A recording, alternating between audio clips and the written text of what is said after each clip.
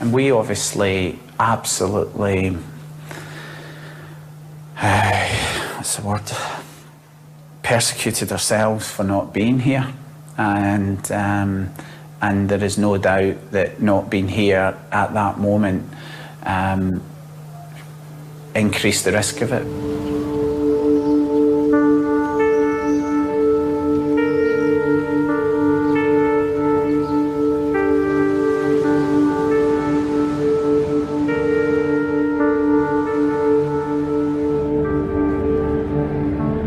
The McCanns were on holiday with a group of friends.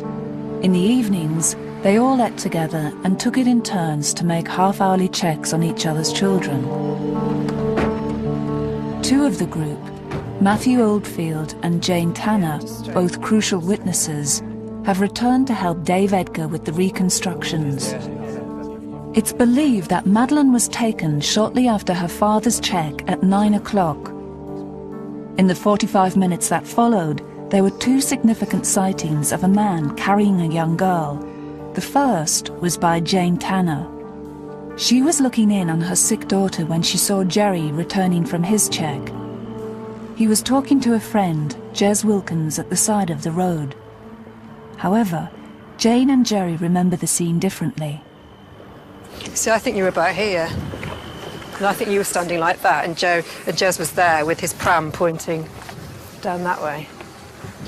Because I think if you'd have been looking at me, because I would have said something, because I would have said about, because Kate had been moaning that you'd been gone a long time watching the football. I'm almost certain that when I came out, I came over and he was here, and I was like that. That's my memory of it, is like Jez is 6'3" or something and looking up, and then turning in when I finished. That's my memory of it. Yeah, I mean, well, it just... I mean, it's like I said, there are inconsistencies, you know, in every major investigation. Okay, that's fine. Obviously, the most important thing is what you saw, Jane. It's not where Jerry and Jez were actually stood, because they didn't obstruct your view of the man you saw.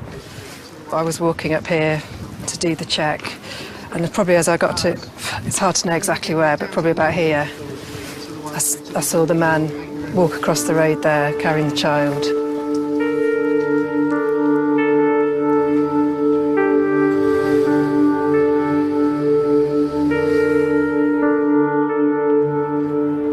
So yeah, I just got up and walked out of the tapas bar, past Jerry talking to Jez.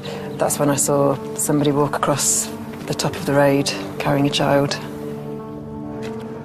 And I think I did think, oh, well, there's obviously somebody taking their child home to bed, but they didn't look like a standard tourist.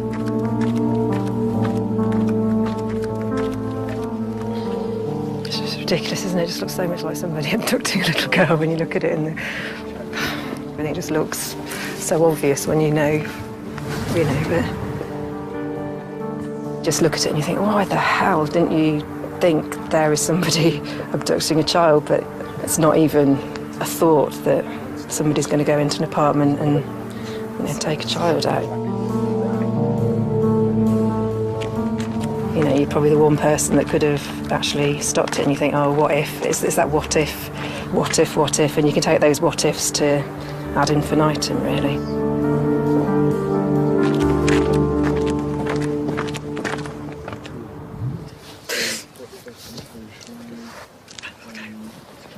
I tell you what, if you stand here...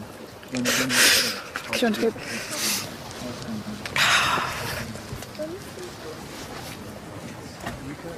At 9:30, half an hour after Jerry's check, it was Matthew Oldfield's turn to look in on all the children. He went into the McCann's apartment, but didn't go into the bedroom, and so didn't see if Madeleine was missing. Pretty much from the approach down here, you can see straight into the room, so you can see the cots as you were walking in. So it never really felt like there was any real need to sort of go all the way into the room. You could see both cots and see into them from there. I sort of ummed and ahed about the angle and things. All I just know is that I had an unimpeded view, and it was just dead quiet, and just thought, why I didn't take those extra couple of steps in. Yeah, I mean, I was saying this earlier, that at no point other than that night did I go stick my head in. That was the only time, because the door was like that for me and I knew I'd left it. And it's more that, you know, I felt like you'd done enough, you'd seen, it was quiet. And part of the reason we ended up coming through the back was the noise coming through the front door. You just thought you don't want to disturb them. It's stupid now, but